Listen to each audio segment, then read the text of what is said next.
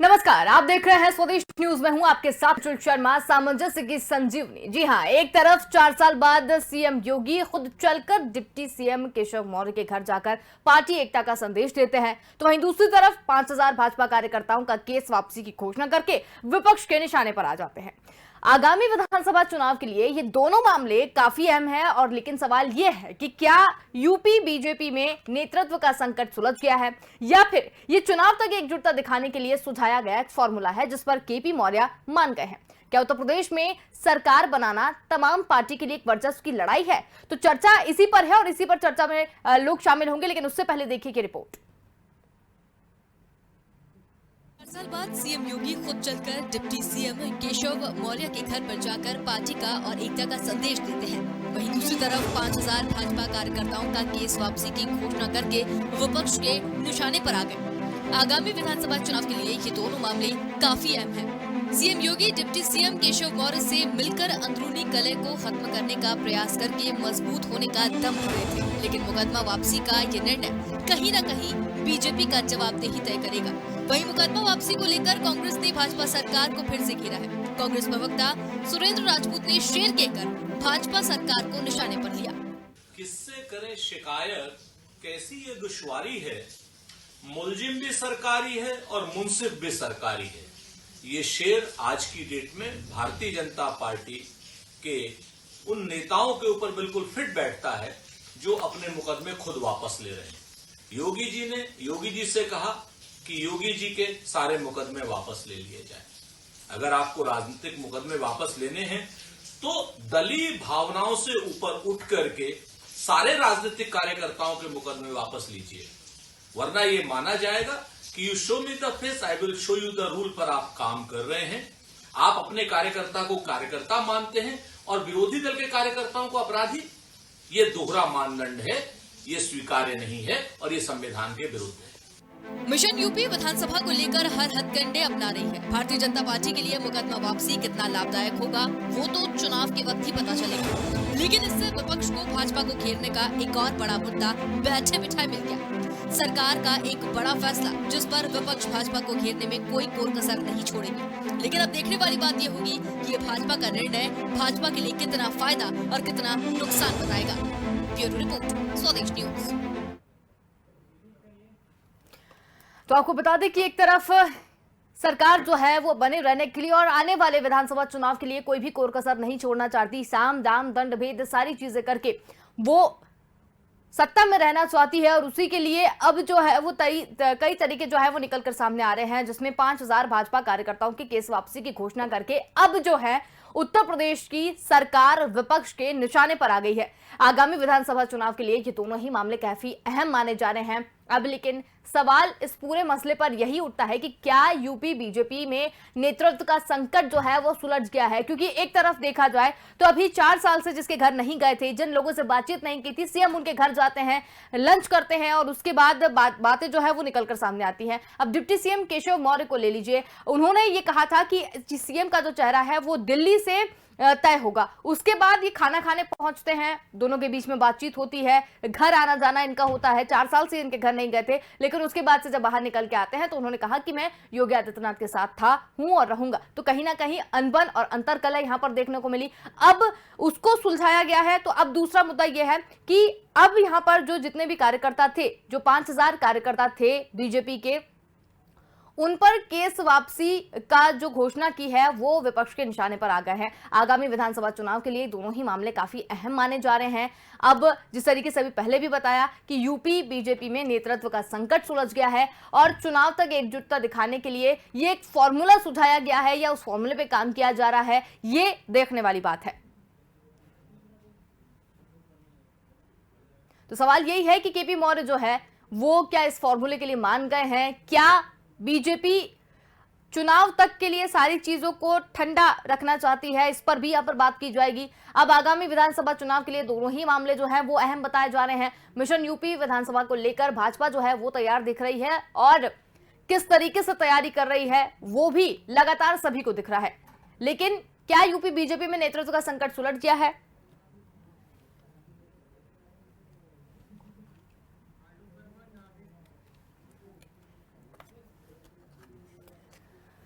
चर्चा में शामिल मेहमान हमसे जुड़ गए हैं, जिसमें भाजपा प्रवक्ता उत्तर प्रदेश आलोक वर्मा हमारे साथ यहाँ पर जुड़ गए हैं। इसके साथ ही नावेद शिको, वरिष्ठ पत्रकार उत्तर प्रदेश, वो हमसे यहाँ पर जुड़ गए हैं। आप दोनों का ही बहुत स्वागत है स्वदेश न्यूज में।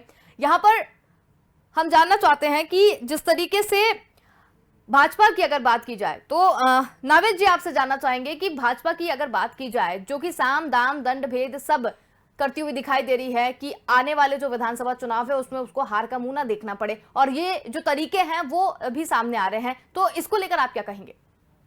जी बिल्कुल, भारतीय जनता पार्टी की एक अच्छी बात है कि वो चुनावी तैयारी बहुत अच्छी करती है, उसका मैनेजमेंट बहुत अच्छा होता है, उसका रिसर्च बहुत अच्छा होता है, उसका चिंतन मनन और तैयारी बहुत अच्छी होती है। उत्तर प्रदेश एक बहुत महत्वपूर्ण राज्य है और इसके चुनाव में 7-8 महीने के बाद चुनाव होना है और ये बहुत बड़ा सूबा है। इसका प्रभाव जो है वो दिल्ली लोक सभा के चुनाव में भी पड़ता है। जाहिर सी बात है, इसको लेकर भारतीय जनता पार्टी का शीर्ष नेतृत्व बहुत ज्यादा गंभीर है, बहुत संजीदा है और उसकी तैयारी कर रहा है। उसकी तैयारी के तहत बहुत सारे मामले जो संगठन के लोगों ने, जो संघ के लोगों ने उसकी एक रिपोर्ट पेश की है, उसमें कुछ बहुत सारी ऐसी चीजें हैं जो भारतीय जनता पार्टी के लिए निराशाजनक हैं। जिसमें जो आपने बात अभी कही उसमें 2-4 बातें हैं। नेतृत्व का संकट तो है ही, बाकी आपका जो अहम मुद्दा आज का है जिसमें आप मुकदमा वापसी को लेकर बात करोगे, ये सारी चीजें एक दूसरे से जुड़ी हुई चीजें हैं। क्योंकि देखिए, जो अभी संगठन में जो रिपोर्ट तैयार की गई है, जहां तक सूत्रों से पता चला है, या जो कयास और जो बैठकें हुई हैं और जो गतिविधियां हुई हैं, उससे जो अभी तक एक पत्रकार लोग जो हैं वो सोच रहे हैं, जो उनको नजर आ रहा है, जो वो महसूस हो रहा है, वो यही कि जो पिछड़े वर्ग के लोग हैं, प्रदेश में एक बहुत बड़ी आबादी है जो पिछड़े वर्गों से जुड़ी हुई है, 50% से ज्यादा है और उनकी निर्णायक भूमिका रहती है खासतौर पर उत्तर प्रदेश के चुनाव में। और हमेशा यहाँ पर जातिगत, हमेशा तो नहीं है लेकिन कभी यहाँ ये दुर्भाग्य की बात ही है कि कभी धर्म के ऊपर चुनाव होता है तो कभी जाति के ऊपर होता है। सरकार की नाकामी या सरकार का अच्छा काम या गुड गवर्नेंस या खराब सरकार, ये सारी चीजें पीछे हो जाती हैं और चुनावी मौके के ऊपर धर्म और जाति दोनों में से एक कोई चीज ऐसी होती है जो ऊपर होती है। इस बार जाति का माहौल पैदा हो चुका है और रिपोर्ट भी यही आई है कि पिछड़े वर्ग की बहुत बड़ी जनसंख्या जो पिछले विधानसभा चुनाव में नरेंद्र मोदी जी के प्रति उनका एक बड़ा एक विश्वास पैदा हुआ था और उन्होंने भारतीय जनता पार्टी को बहुत बड़े मतों से, प्रचंड बहुमत से जिताया था। लेकिन इस बार वो नाराज नजर आ रहे हैं, उनकी रिपोर्ट जो है उसमें नाराजगी है। एक चीज तो ये कि पिछड़े वर्गों के लोगों की नाराजगी, जिसको लेकर पिछड़े वर्गों से जुड़े छोटे संगठनों के नेता और इनकी पार्टी के बड़े कद के नेता भी नाराज हैं, जिनको मनाने की कोशिश की, जिनके घर में जाना शुरू का सिलसिला शुरू हुआ, उनसे बातचीत का सिलसिला शुरू हुआ, उनसे सकारात्मक बयान दिलवाने की कोशिश की गई है। इसके अलावा इनके इनका जो गठबंधन है उससे जुड़े हुए जो पिछड़ी जातियों के संगठन है, उनके नेता कहीं ना कहीं दबाव बना रहे हैं, वो भी अपनी मांगे कर रहे हैं। ये सारी चीजें जो है वो पार्टी के लिए बहुत ही परेशान करने वाली है। इसके साथ जो मुकदमे की बात जो आपने कही, ये भी इस रिपोर्ट में भारतीय जनता पार्टी के सामने जो रिपोर्ट पेश हुई है उसमें ये बात भी है कि सरकार ने कार्यकर्ताओं को कहीं ना कहीं उनमें संतोष नहीं है, वो सेटिस्फैक्शन उनको नहीं मिल पाया, उनके काम नहीं हुए। जी बिल्कुल नवेद जी, और भी आपसे चर्चा के लिए और भी आपके पास आएंगे। तो यहाँ पर हमारे साथ कपिल श्रीवास्तव, सपा प्रवक्ता, भी हमारे साथ यहाँ पर जुड़ गए हैं। आपका भी बहुत स्वागत है स्वदेश न्यूज में। कपिल जी, ये सारा मैटर अभी तक आपने देख लिया होगा और सारे मैटर को लेकर आप क्या समझते हैं, इससे क्या कहेंगे आप इस पर? ये है कि योगी सरकार अपने कार्यकर्ताओं के पीछे छुप करके अपने बड़े नेताओं के मुकदमे उठाने चाहती हैं, जो कि बड़े गंभीर मामले हैं। माननीय मुख्यमंत्री जी पे भी 302, 307 के मामले हैं, 153 का मामला है और डिप्टी मुख्यमंत्री पे भी है। आपको याद होगा कि जो मुजफ्फरनगर के दंगे हुए थे उसमें संगीत सोम समेत 3 मुख्य अभियुक्त हैं जो भारतीय जनता पार्टी के विधायक हैं और ये FIR भी तब कायम हुई थी जब जो है उच्च न्यायालय के रिटायर्ड जज के कमेटी के द्वारा आख्या दी गई थी, उसके आधार पर ये FIR दर्ज हुई थी। माननीय मुख्यमंत्री जी ने तो अपने ऊपर से स्वयं ही अपने मुकदमे उठाने की कोशिश की थी, इलाहाबाद न्यायालय ने रोक दिया। तो आप ये देखिए कि ये किस तरीके से अपराधियों का साथ देने वाली ये सरकार खड़ी है और आज ये राजनीतिक मुकदमे किस तरीके की चीजों को बताते हैं। इन्होंने पहले क्या हाईलाइट किए हैं कि किन धाराओं के मुकदमे हैं जिनको ये उठाना चाहते हैं अपने कार्यकर्ताओं पर से, और आज तक क्या कर रहे थे। 4.5 साल जब इनके हो गए, अब 6 महीने की सरकार बची है, लॉ एंड ऑर्डर कहाँ है इनका। भाई आप एक तरफा होकर के कोई कार्रवाई करेंगे तो इससे तो काम चलेगा नहीं। और आपके मुकदमे दूसरे के मुकदमे जो है वो असली हैं और आपके नकली हैं, ये कौन सी बात हुई। तो एक इसका प्रोसीजर होता है, पहले इनको वो प्रोसीजर अडॉप्ट करना चाहिए था, सारे जिलाधिकारियों से रिपोर्ट लेनी चाहिए थी, और उसके बाद एक एप्लीकेशन जो है सेशन कोर्ट के अंदर मूव करना चाहिए था एडीजीसी के माध्यम से। तो ये इन्होंने अभी तो ये कोई प्रक्रियाएं नहीं की हैं, और इस तरीके की ये बात कर रहे हैं कि जैसे गैर विधिक तरीके से ये जो भी चाहेंगे वो कर लेंगे। बिल्कुल। तो अभी सबसे बड़ी बात ये है, मैं सिर्फ इतना कहना चाहूंगा कि देखिए, योगी जी की सरकार में 155 विधायक ऐसे हैं जिन पे जो है गंभीर प्रकृति के मामले हैं, संज्ञेय मामले हैं, और मुख्यमंत्री जी, डिप्टी मुख्यमंत्री जी पर भी है। तो हम तो ये कह रहे हैं कि ये तो अपराधियों की ही सरकार चल रही है ना। ठीक है, आलोक वर्मा जी की तरफ चलेंगे। अपराधियों ठीक का है, ठीक है समन कैसे कपिल जी, करेंगे? ठीक है, आलोक जी की तरफ चलेंगे। भाजपा प्रवक्ता भी हमारे साथ यहाँ पर जुड़े हुए हैं। आलोक जी, आपसे जानना चाहेंगे कि भाजपा ने जिस तरीके से घोषणा की है कि वो 5000 जो कार्यकर्ता हैं उनके जो ऊपर जो आपराधिक प्रकरण है उनको हटाया जाएगा, तो आपने तो बैठे बिठाए मुद्दा दे दिया विपक्ष को। आप जिस तरीके से घिरते हुए नजर आ रहे थे, लगातार जो चीजें यहाँ पर हो रही थी, तो इसको लेकर आप क्या कहेंगे? बहुत पहले से इस तरह की बातें हमारे सामने आ रही थी कि, और पूरे प्रदेश में आ रही थी कि बहुत सारे ऐसे राजनीतिक कार्यकर्ता हैं जो अलग अलग मसलों में जेल भेजे गए हैं, उनके ऊपर मुकदमा कायम किया गया है।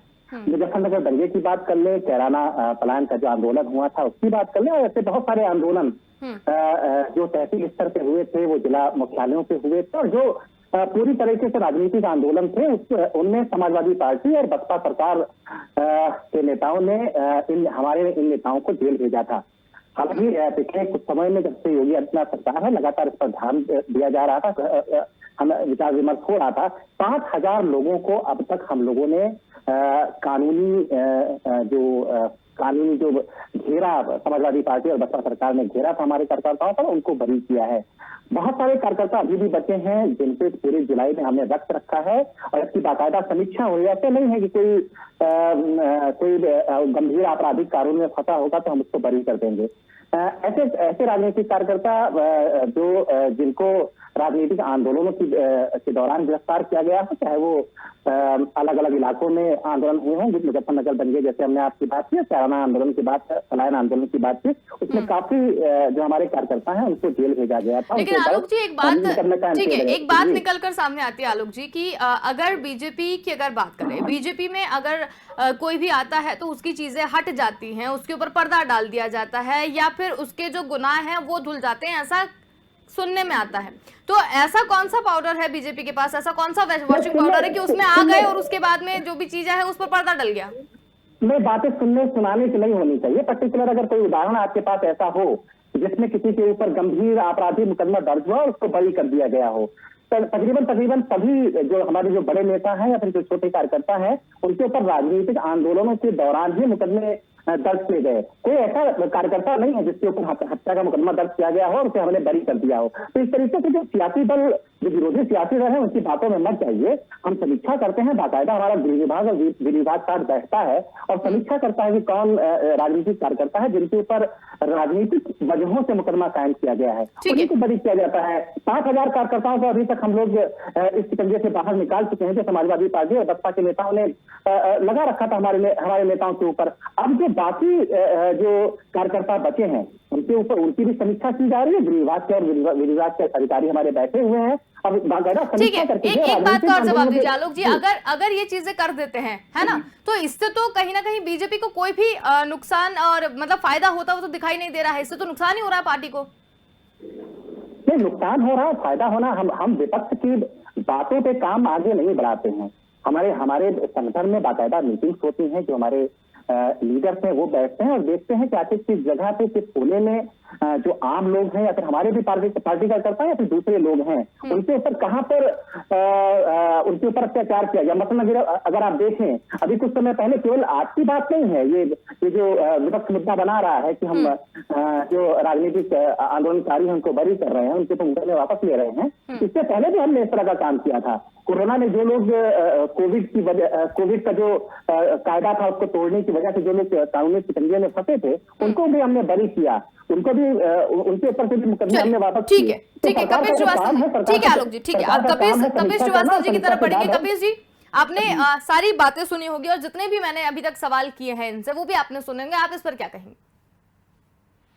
सी बात है, जो भी आपने अंशुल जी प्रश्न किए थे और बहुत समय चीन थे और उनके कोई जवाब इनके पास नहीं, ये तो जबरन जवाब दे रहे हैं। मैं तो एक पूछ रहा हूँ एक बात कि अभी इन्होंने आपसे बात करते हुए ही कहा कि मुजफ्फरनगर दंगे में जो हमारे जिन विधायकों पे मुकदमे हैं उन पे उठाएंगे, यानी कुलदीप पे भी उठाएंगे, संगीत सोम पे भी उठाएंगे, एक और इनके हैं। मैं तो ये कह रहा हूँ कि ये तो मुख्य अभियुक्ति हैं और इन्होंने इनके वजह से दंगे हुए लोगों की जान गई है, ये तो बाकायदा 302 के अभियुक्त हैं। और ये एफआईआर जो है ये माननीय हाई कोर्ट के रिटायर्ड जज की कमेटी के जांच के बाद जो आख्या आई उस पर ये एफआईआर दर्ज था और पुलिस ने चार्जशीट लगाई हुई है। तो हम ये कह रहे हैं आप अगर आपको ऐसा लगता था कि ये फर्जी छुपाए गए हैं तो आप क्यों नहीं आप एफआईआर क्वेश्चन करने के लिए क्यों नहीं चले गए? आप एफआईआर क्वेश्चन करने क्यों नहीं चले गए?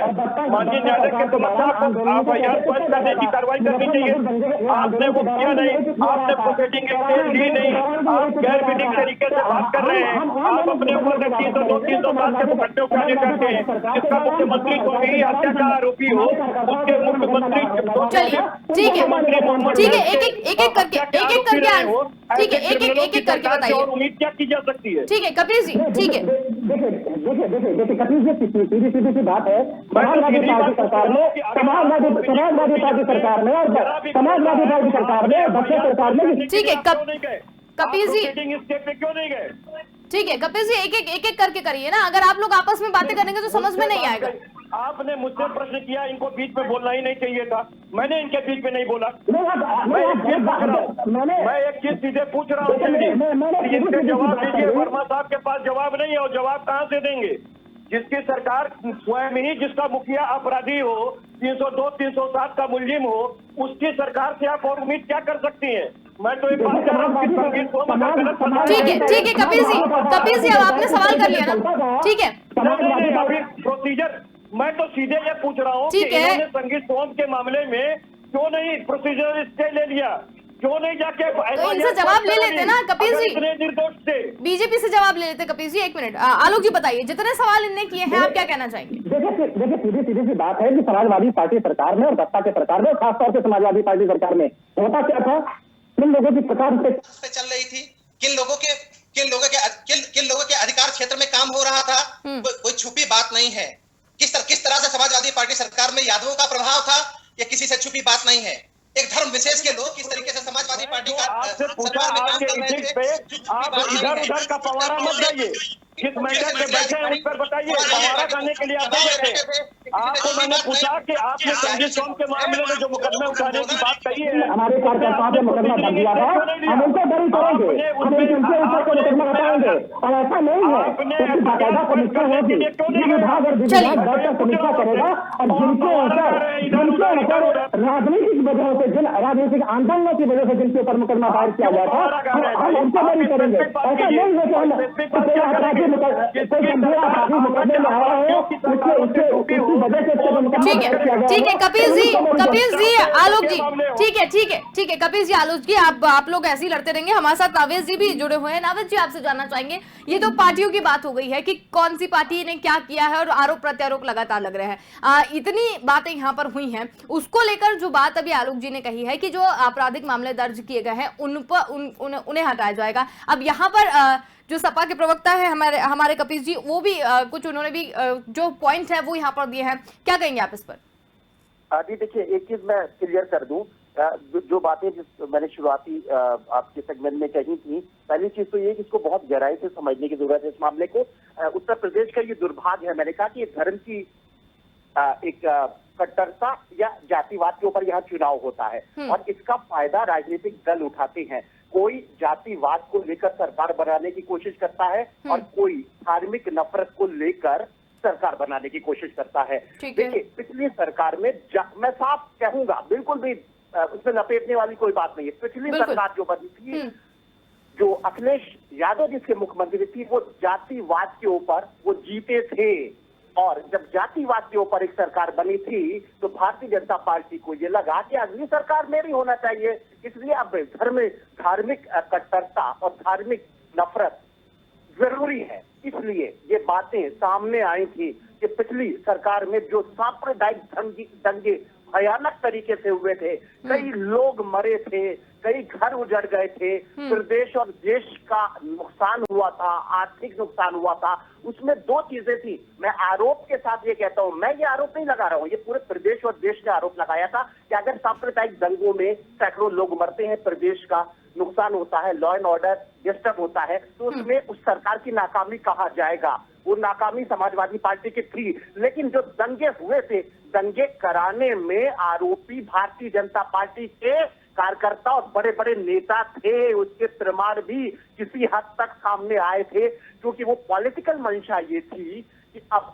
ध्रुवीकरण हो, हिंदू मुस्लिम नफरत पैदा हो, इसलिए हिंदू मुस्लिम दंगे होना जरूरी है। और जब वो दंगे प्रायोजित हुए थे, जिसको मैं बार बार कह रहा हूं कि वो दंगे प्रायोजित जरूर हुए थे, उसे हो सकता है ये शक और ये इस बात का आरोप लगाया जा सकता है, और हजारों लोगों ने आरोप लगाया कि भारतीय जनता पार्टी ने उन दंगों को भड़काया था। ये भारतीय जनता पार्टी की मंशा थी। समाजवादी पार्टी का नाकामी ये थी कि वो सरकार उसको रोक नहीं पाई थी। मेरे कहने का मतलब यह है कि इतने भयानक दंगों के जो आरोपी थे वो भी इसमें शामिल हैं, जिन्होंने घरों में आग लगाई, जिन्होंने सैकड़ों लोगों को मरवा दिया, वो भी इसमें शामिल हैं। ठीक है, आलोक जी कुछ कहना चाह रहे हैं। जी आलोक जी। नावेद शिकोह साहब, नाम आप भूल गए, एक समाजवादी पार्टी के एक बड़े नेता थे, जो फिलहाल मैं उनका नाम नहीं लेना चाहूंगा, जो इस समय शायद पीजीआई में भर्ती है कोरोना की वजह से, उनका भी नाम आप भूल गए, जिन्होंने खाने में फोन किया था।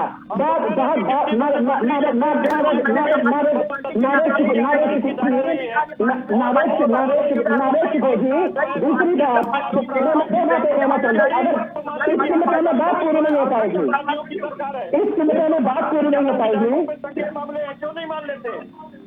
इस मुद्दे में बात पूरी नहीं हो पाएगी। बहुत सारे नाम से जो गुनहगार हैं आप उनको किनारे कीजिए, लेकिन सबसे बड़ा सवाल, समाजवादी पार्टी सरकार ने जिस तरीके से उन आंदोलनों को दबाने का काम किया, आप मुजफ्फरनगर दंगे के सीमित हैं, कोरोना कराना पलायन के आंदोलन से तो आप बात ही नहीं कर रहे हैं। क्या हुआ जब आप किस तरीके से समाजवादी पार्टी और दूसरी सरकारों ने किस तरीके से हमारे आंदोलन करने को जेल के अंदर पूछा था, किस तरीके से उनके इम्तिहान आपको। और दूसरी बात, सबसे बड़ी बात, सबसे अहम बात, ये तो आपको भी मानना पड़ेगा, ये तो आपको भी मानना पड़ेगा। ठीक है आलोक जी, आलोक जी, ठीक है ठीक है, उनकी भी बात सुनने दीजिए। आपने अपनी बात रख ली ना। देखिए, आप छोटे प्रत्येक में मत देखिए, हम कल कुछ बड़े आंदोलनों की बात नहीं कर रहे हैं। ऐसे हजारों हजार कार्यकर्ता हैं जो जिले में है, जो राजनीतिक वजहों से सड़कों पर निकले थे और उनको समाजवादी पार्टी और बसपा सरकार ने जेलों में ठूस जान के प्रमुख में लाभ दिए। हम उन कार्यकर्ताओं को बाहर निकालने का काम करने जा रहे हैं। हम उन कार्यकर्ताओं से कोई करके मुकदमा बाहर निकालने का काम करने जा रहे हैं। ठीक है,